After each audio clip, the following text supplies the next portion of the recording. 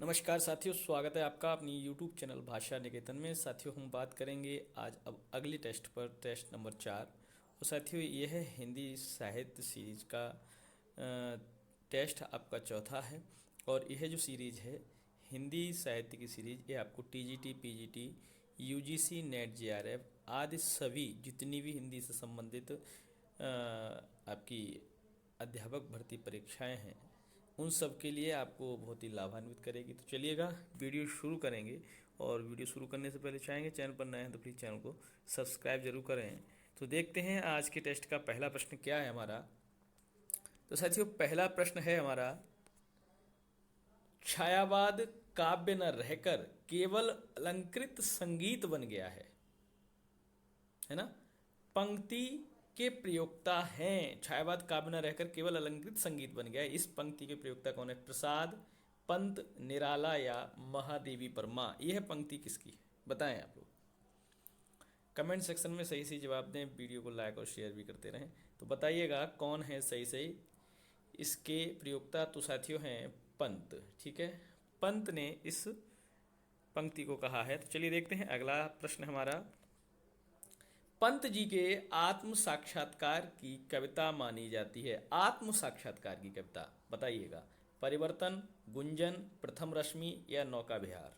कौन सी कविता पंत जी की है जिसे हम आत्म साक्षात्कार की कविता कहते हैं?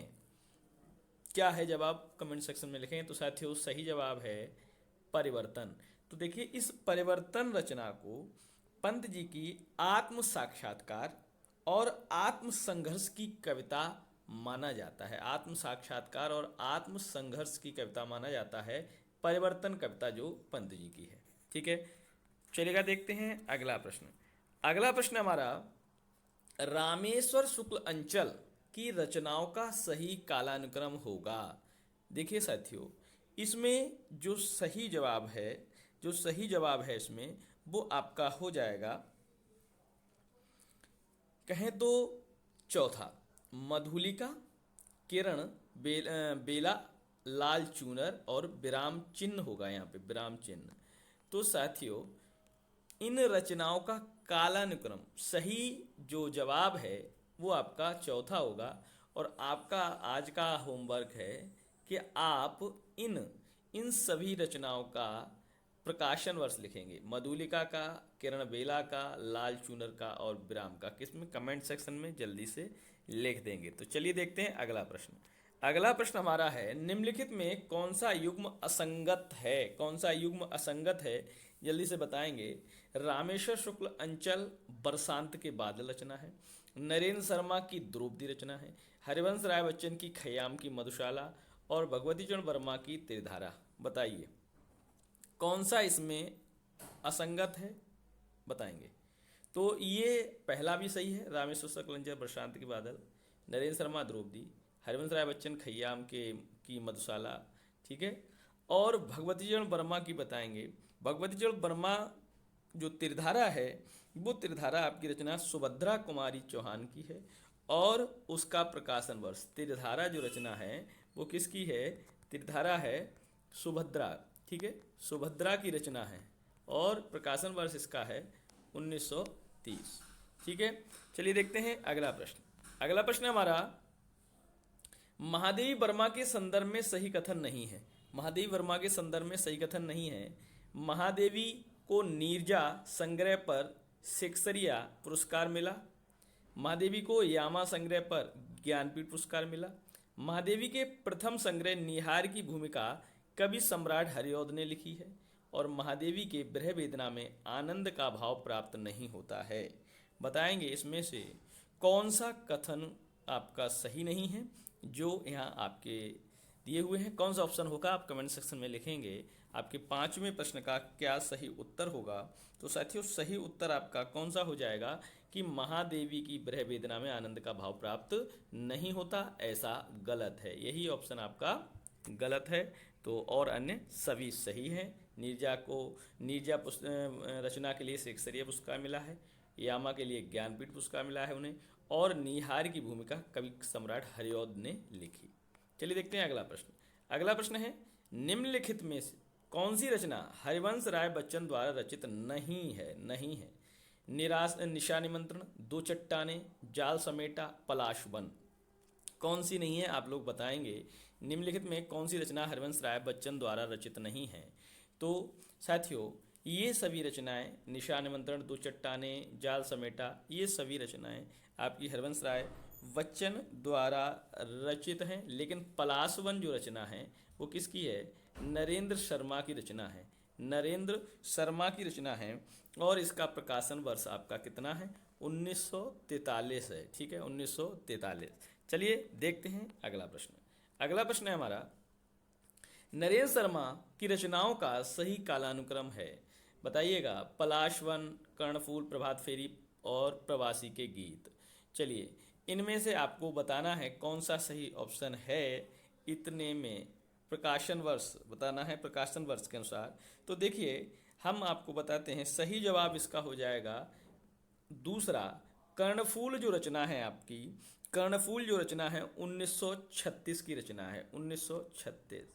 और प्रभात फेरी जो आपकी रचना है 1938 की है, 1938।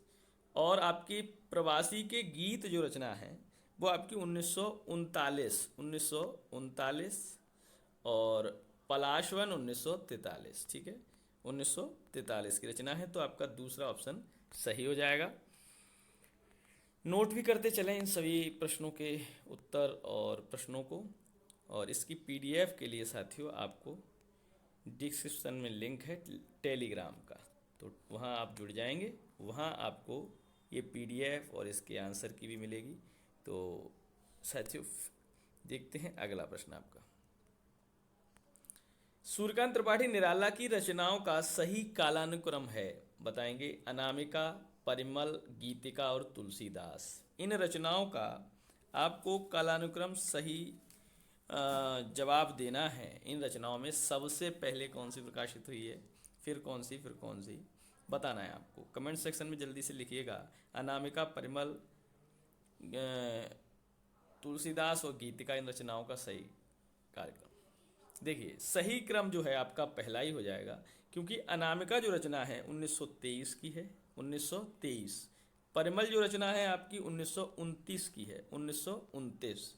गीतिका जो रचना है आपकी वो आपकी 1936 है, 36। और तुलसीदास जो रचना है आपकी वो 1938 है, 38। ठीक है, 1938। तो ये आपका सही जवाब पहला हो जाएगा। अगला देखते हैं प्रश्न हमारा। छायावाद स्थूल के प्रति सूक्ष्म का विद्रोह नहीं रहा, बल्कि थोथी नैतिकता, रूढ़िवाद और सामंती साम्राज्यवादी बंधनों के प्रति विद्रोह रहा है। चर्चित वक्तव्य के प्रयोक्ता हैं, बताएं। Doctor Nagendra, doctor Ramswaroop Chaturvedi, doctor Namvar Singh या डॉक्टर रामविलास शर्मा। बताएंगे सही जवाब क्या होगा इसका, जल्दी से बताएं सही जवाब क्या होगा। तो साथियों सही जवाब आपको बताना है कौन सा हो जाएगा। तो सही जवाब है रामविलास शर्मा। कौन है? रामविलास शर्मा। चौथा ऑप्शन आपका सही हो जाएगा। चलिए देखते हैं अगला प्रश्न। अगला प्रश्न हमारा असंगत युग्म बताना है। जयशंकर प्रसाद 1889, सुमित्रानंदन पंत 1900, सूर्यकांत त्रिपाठी निराला 1895 और महादेव वर्मा 1907। तो ये आपका जन्मवर्षी है, तो आपको बताना है सही जवाब क्या होगा। तो इसमें देखिए ये जयशंकर प्रसाद 1889 सही है, सुमित्रानंदन पंत 1900 सही है, महादेव वर्मा 1907 सही है। लेकिन ये आपका 1895 नहीं, आपका कितना हो जाएगा? 1800 आपका 99 होगा, कहीं कहीं 97 दे देते हैं। 1899 सही जवाब होगा, 1895 की जगह। ठीक है, देखते हैं अगला प्रश्न। अगला प्रश्न है आपका केदारनाथ मिश्र प्रभात द्वारा रचित प्रबंध रचना नहीं है, प्रबंधात्मक रचना नहीं है केदारनाथ मिश्र द्वारा रचित, बताएंगे इसमें से। तो जो रचना आपकी प्रबंधात्मक है मिश्र जी की वो है कैकई है, कर्ण है, ऋतंबरा है। लेकिन उलटाव रचना नहीं है प्रबंधात्मक, और अन्य कैकई, कर्ण और ऋतंबरा आपकी प्रबंधात्मक कृतियां हैं केदारनाथ मिश्र प्रभात। अगला प्रश्न है आपका पंत के संदर्भ में सही कथन नहीं है, बताएंगे। पंत के संदर्भ में इनमें से सही कथन नहीं है। आप जल्दी कमेंट सेक्शन में पहला, दूसरा, तीसरा, चौथा ऑप्शन लिख के आप जवाब देंगे। पल्लव की भूमिका को छायावाद का घोषणा पत्र कहा जाता है। पंत की प्रथम छायावादी रचना वीणा है। लोकायतन महाकाव्य गांधी जी के जीवन पर आधारित को आधार बनाता है और पंत संवेदनशील इंद्रिय बोध के कवि माने जाते हैं। कौन सा इसमें से कथन सही नहीं है, कौन सा कथन आपका गलत है, आप लोग बताएंगे जल्दी कमेंट सेक्शन में कौन सी बात इसमें सही नहीं है। तो देखिए आपका पहला ऑप्शन सही है, तीसरा भी सही है, चौथा भी सही है, ये सभी सही है। लेकिन पंत की प्रथम छायावादी जो रचना है वो आपकी रचना तो आपकी कौन सी है, प्रथम रचना, प्रथम कविता कहेंगे, वो छायावादी आपकी प्रथम रश्मि है, प्रथम रश्मि। लेकिन बात रचना की कही है तो प्रथम रश्मि है, रचना की कही है तो प्रथम कौन सी हो जाएगी, रश्मि है। लेकिन वीणा जो है वो आपका काव्य संग्रह है, वीणा को काव्य संग्रह है। रचना की बात करेंगे प्रथम छायावादी तो वो प्रथम रश्मि है, लेकिन आपकी जो वीणा जो रचना है वो काव्य संग्रह के रूप में है। और ऐसा कौन मानते हैं, बच्चन सिंह, है ना, हिंदी साहित्य के इतिहासकार बच्चन सिंह ऐसा मानते हैं। ठीक है, तो आपका दूसरा ऑप्शन आपका कथन सही नहीं है। अगला हम प्रश्न देखते हैं। असंगत युग्म पहचानना है। अनामिका 1923, परिमल 1928, गीतिका 1936, तुलसीदास 1938। कौन सा असंगत है, आप लोग हमें बताएं कौन सा असंगत है। तो साथियों जो ये रचनाएं हैं ये सभी किसकी हैं, बताइए, निराला जी की। किसकी हैं, निराला जी की रचनाएं हैं। और इन सभी रचनाओं में जो असंगत है वो परिमल है। 1928 की जगह ये 1930 की रचना है। कौन सी, 1930 की रचना है परिमल। तो दूसरा ऑप्शन इसका सही नहीं है। हम देखते हैं अगला प्रश्न। निम्नलिखित रचनाओं का सही कालानुक्रम है, निम्नलिखित रचनाओं का सही कालानुक्रम है लाल चूनर, शूल फूल, मधुशाला, हुंकार। तो कौन सा इसमें कालानुक्रम हम देखते हैं सही हो जाएगा। तो देखिए जो रचनाएं दी हैं इनमें से आपका जो ऑप्शन है वो चौथा सही है। शूल फूल जो रचना है वो आपकी 1934 की है। मधुशाला आपकी जो है 1935 की है। हुंकार आपकी 1938 की है। और लाल चूनर शायद इसमें कंफर्म नहीं, मुझे लाल चूनर आप लोग बताइएगा 39 या 40 की है शायद। तो इसको आप बताएंगे कमेंट सेक्शन में ये कब की है। तो ये 3 सही जा रही हैं, इस हिसाब से आपका चौथा सही हो जाएगा। ठीक है, कमेंट सेक्शन में लिखिएगा लाल चूनर कब की रचना है। चलिए देखते हैं अगला प्रश्न। अगला प्रश्न है हमारा, निम्नलिखित में कौन सा एक कथन सही नहीं है, आप लोग बताएं। महादेव वर्मा की कविताओं में बौद्ध महाकरुणावाद का प्रभाव दिखता है। निराला अद्वैतवादी दर्शन से प्रभावित रहे हैं। जयशंकर प्रसाद अंतश्चेतनावादी दर्शन से प्रभावित रहे हैं। सुमित्रानंदन पंत मार्क्सवाद एवं अरविंद दर्शन से प्रभावित रहे हैं। आपको बताना है कौन सा इनमें से सही है, सही नहीं है। ठीक है, सही नहीं है और कितने सही हैं, कौन कौन से, तो आपको पता चली जाएंगे। सही नहीं है जब आप बताएंगे इसमें से कौन सा, पहला, दूसरा, तीसरा, चौथा, जल्दी से कमेंट सेक्शन में लिखें। तो साथियों इनमें से जो सही नहीं है वो आपका कौन सा हो जाएगा। तो इनमें से जो सही नहीं है वो आपका हो जाएगा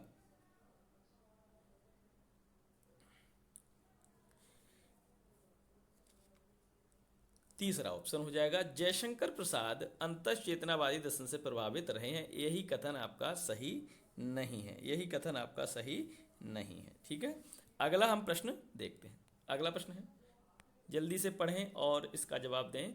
जयशंकर प्रसाद द्वारा रचित कविता नहीं है। प्रथम प्रभात, सावन पंचक, उर्वशी, विधवा। कौन सी नहीं है। तो साथियों इनमें देखें प्रथम प्रभात भी है, सावन पंचक, उर्वशी भी है, लेकिन विधवा रचना नहीं है। और विधवा किसकी है, तो साथियों निराला की है। और यह कब प्रकाशित हुई है, तो 1920 में प्रकाशित हुई है। तो आपका जो जवाब है कमेंट सेक्शन में लिखेंगे जल्दी से।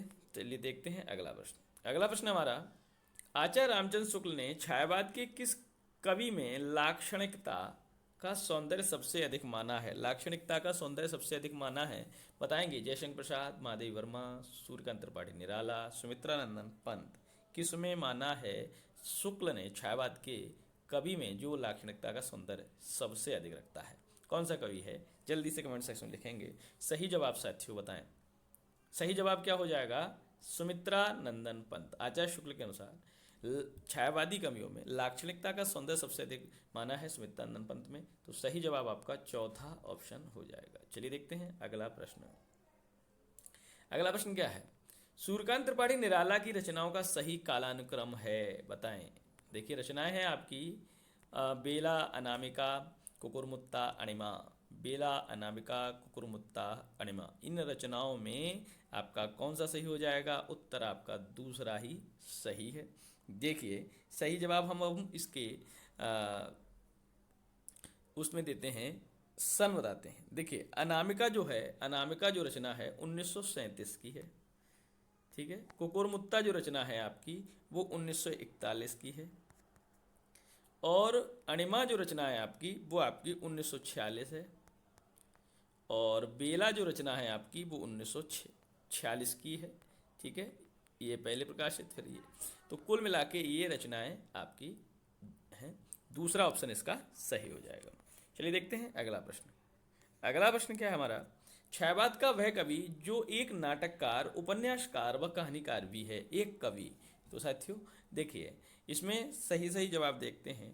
तो वैसे तो इसमें सूर्यकांत त्रिपाठी भी हो जाएंगे और जयशंकर प्रसाद भी हो जाएंगे, लेकिन जयशंकर प्रसाद को प्रमुखता दी जाती है क्योंकि ये एक गद्यकार के रूप में भी स्थान रखते हैं ठीक से। तो जयशंकर प्रसाद को नाटककार, उपन्यासकार व कहानीकार भी कहा जाता है। लेकिन बात करें सूर्यकांत त्रिपाठी, ऑप्शन आपका दूसरा सही है।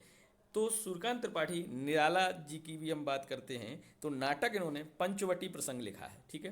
देखो नाटककार हो गए। उपन्यास की बात करेंगे तो इनका उपन्यास बिलेसुर बकरिहा करके है, वो भी है। और कहानियाँ भी इन्होंने लिखी हैं। कौन कौन सी कहानियाँ हैं आप लोग बताएंगे? तो लिली है, सखी है, और स्कूल की भी ये कहानी भी है। तो वह कवि छायावाद का जो इन सभी रचनाओं को लिखें, ठीक है। तो अब हम बात करेंगे अगले प्रश्न पर। साथियों ये आखिरी प्रश्न है आज का। आचार्य शुक्ल ने छायावाद की विशेषता नहीं मानी है। प्रस्तुत विधान, प्रतीकवाद, चित्रभाषावाद, रहस्यवाद। इनमें से आचार्य शुक्ल ने छायावाद का कौन सा गुण, कौन सी विशेषता नहीं मानी है? आप लोग कमेंट सेक्शन में लिखें जल्दी से। पहला, दूसरा, तीसरा, चौथा, कौन सा ऑप्शन सही होगा? तो सही जवाब साथियों क्या है इसका? प्रस्तुत विधान। यह है आपका छायावाद की विशेषता के अंतर्गत नहीं आता है। तो प्रतीकवाद भी है, चित्रभाषावाद भी है, रहस्यवाद भी है। तो साथियों वीडियो कैसा लगा? और टेस्ट सीरीज़ में आपको अगर लाभान्वित आप हो रहे हैं तो प्लीज़ चैनल को सब्सक्राइब भी कर लें, वीडियो को लाइक और शेयर ज़रूर करें। साथियों आप लोगों का साथ मिलेगा, आप लोग ज़्यादा से ज़्यादा शेयर करेंगे तो ज़्यादा से ज़्यादा हमको कहें तो अच्छा लगेगा, क्योंकि जितने लोग जुड़ेंगे उतना हमको ऊर्जा मिलेगी। तो साथियों आप लोगों को इसके अलावा चैनल पर आपको टेलीग्राम से संबंधित जानकारी देंगे कि पीडीएफ चाहिए तो आप लोग टेलीग्राम चैनल के डिस्क्रिप्शन में लिंक दिए हुए हैं, उससे आप वहां जुड़ सकते हैं और आप वहां ये पीडीएफ प्राप्त कर सकते हैं। तो फिर मिलेंगे अगले वीडियो में, अगले टेस्ट में। तब तक के लिए नमस्कार, धन्यवाद।